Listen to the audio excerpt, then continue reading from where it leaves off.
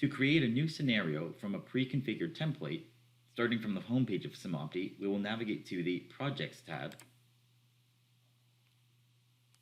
from which we'll enter the group that we want to have our scenario in.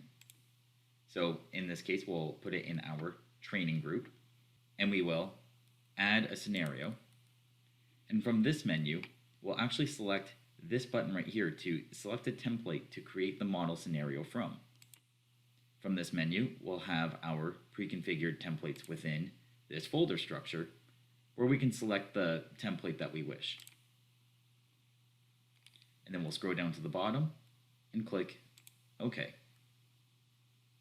If you have a scenario of your own that you would like to have made into a template, contact your Stream Systems admin support team and they'll gladly assist you.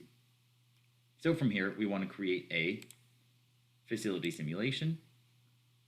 So we'll click OK, give it a new name, new project, and a name of template copy 001.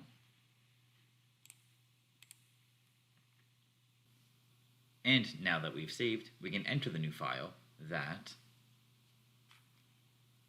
has everything that was pre-configured in the template that we just imported to our new scenario.